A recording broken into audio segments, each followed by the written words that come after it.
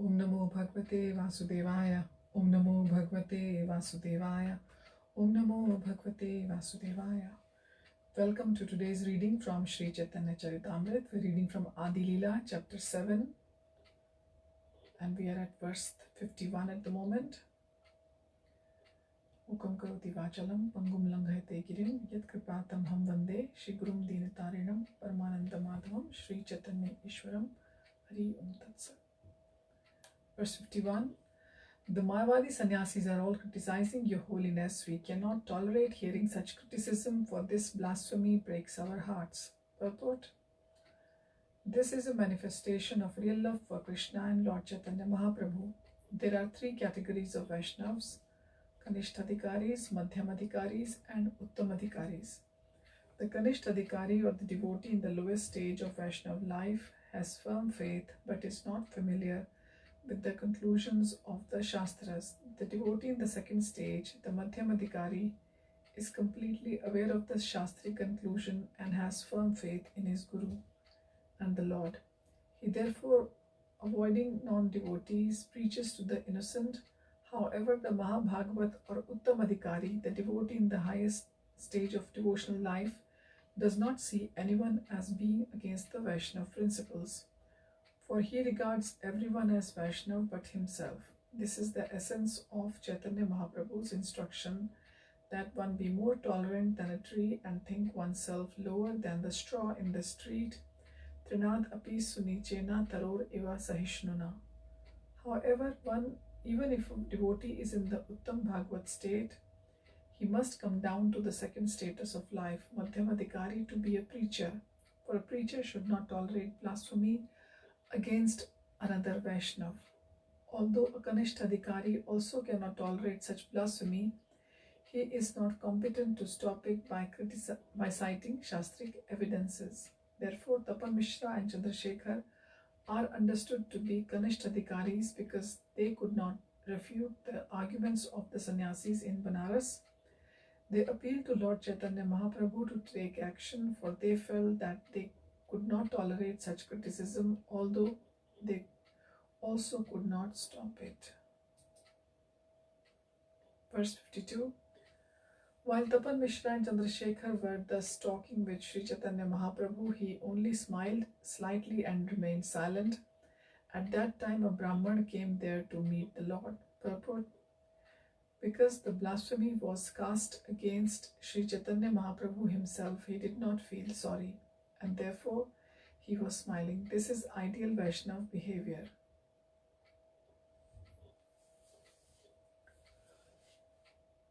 One should not become angry upon hearing criticism of himself, but if other Vaishnavas are criticized, one must be prepared to act as previously suggested. Sri Chaitanya Mahaprabhu was very compassionate for his pure devotees, Tapan Mishra and Chandrasekhar. Therefore, by his grace, this Brahman immediately came to him. By his omnipotency, the Lord created the situation for the happiness of his devotees. Verse 53. The Brahman immediately fell at the lotus feet of Chaitanya Mahaprabhu and requested him to accept his proposal in a joyful mood. Purport. The Vedic injunctions state, Tad vidhi pranipatena prari prashnena sevaya. One must approach a superior authority in humbleness. Bhagavad Gita 4.34. One cannot challenge a superior authority, but with great submission one can submit his proposal for acceptance by the spiritual master or spiritual authorities. Sri Chaitanya Mahaprabhu is an ideal teacher by his personal behavior, and so also are all his disciples. Thus, this Brahman, being purified in association with Chaitanya Mahaprabhu, followed these principles in submitting his request to the higher authority. He fell down at the lotus feet of Sri Chaitanya Mahaprabhu and then spoke as follows. Verse 54. My dear Lord, I have invited all the sannyasis of Banaras to my home. My desires will be fulfilled if you also accept my invitation. Verse 54, the Brahman knew that Chaitanya Mahaprabhu was the only Vaishnav sannyasi in Benares at that time and all the others were Mayavadis. It is the duty of a Grihastha to sometimes invite sannyasis to take food at his home.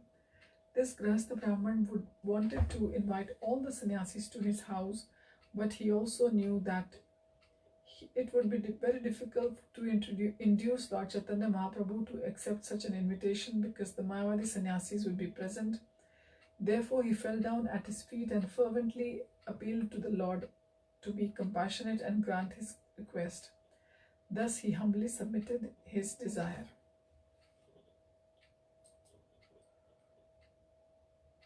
Verse 55, my dear Lord, I know that you never mix with other sannyasis, but please be merciful unto me and accept my invitation. Purport: an acharya or great personality of Lord of the Vaishnav school is very strict in his principles. But although he is hard as a thunderbolt, sometimes he is also soft as a rose. Thus, actually, he is independent. He follows all the rules and regulations strictly. But sometimes he slackens this policy, and it was known that Lord Chaitanya never mixed with the Mayavadi sannyasis, yet he conceded to the request of the Brahman as stated in the next verse.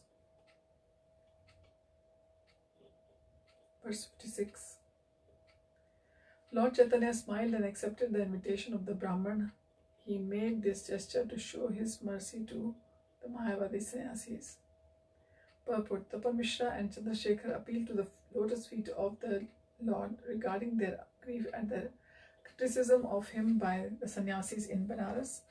Chaitanya Mahaprabhu merely smiled, yet he wanted to fulfill the desires of his devotees, and the opportunity came when the Brahmana came to request him to accept his invitation to be present in the midst of other sannyasis. This coincidence was made possible by the omnipotency of the Lord.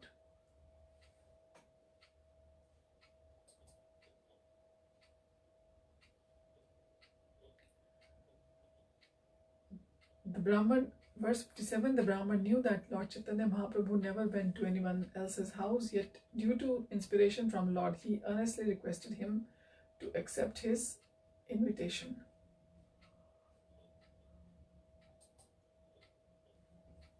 Verse 58, the next day when Lord Chaitanya Mahaprabhu went to the house of that Brahman, as soon as Sri Chaitanya Mahaprabhu saw the sannyasis, he immediately offered obeisances and then he went to wash his feet. After washing his feet, he sat down at the place where he had done so. Purport: by offering his obeisances to the Mayavadi sannyasis, Sri Chaitanya Mahaprabhu very clearly exhibited his humbleness to everyone. Vaishnavas must not be disrespectful to anyone. To say nothing of a sannyasi, Sri Chaitanya Mahaprabhu teaches amani na man dena. One should always be respectful to others but should not demand respect for himself.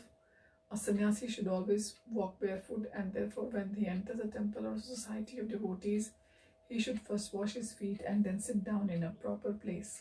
In India, it is still prevalent custom that one puts his shoes in the specified place and then enter the temple barefoot after washing the feet. Sri Chaitanya Mahaprabhu is an ideal acharya, and those who follow his footsteps should practice the methods of devotional life that teaches us.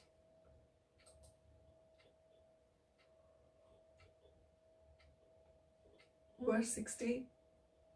After sitting on the ground, Chaitanya Mahaprabhu exhibited his mystic power by manifesting an effulgence as brilliant as the illumination of millions of suns. Purport: Sri Chaitanya Mahaprabhu, as the Supreme Personality of Godhead, is full of all potencies. Therefore, it is not remarkable for him to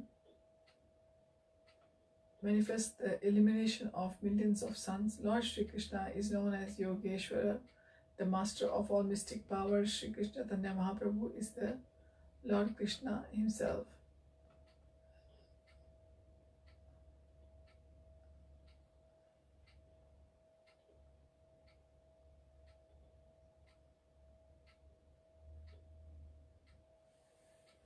Sri Chaitanya Mahaprabhu, as a Supreme Personality of Godhead, Krishna is full of all potencies. Therefore, it is not remarkable for him to manifest the illumination of millions of sun, Lord Krishna known as Yogeshwar, the master of all mystic powers.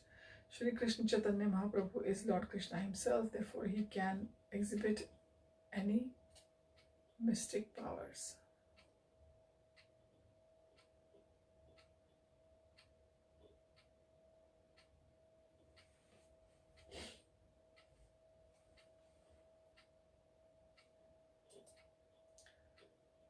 Verse 61. When the sannyasis saw the brilliant illumination of the body of Sri Chaitanya Mahaprabhu, their minds were attracted, and they all immediately gave up their sitting places and stood in respect. Purport: to draw the attention of common men, sometimes saintly persons, acharyas and teachers exhibit extraordinary opulences.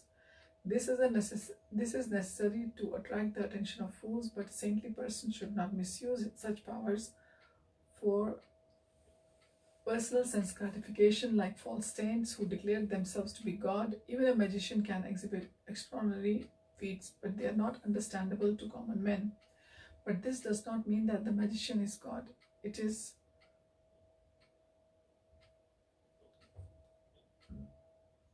most sinful activity to attract attention by exhibiting mystic powers and then utilize this opportunity to declare oneself to be God.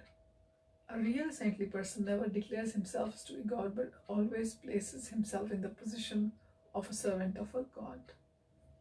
For the servant of God, there is no need to exhibit mystic powers.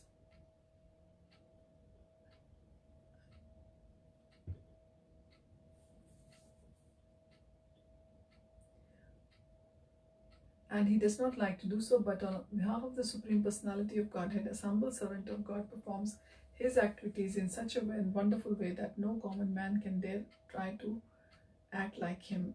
Yet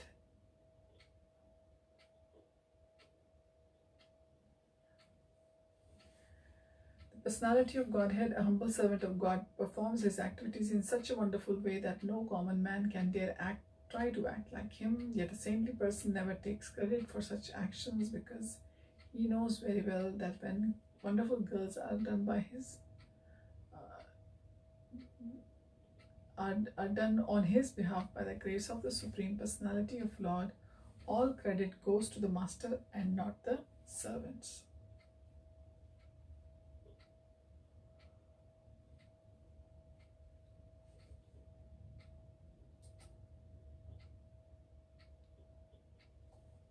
Verse 62.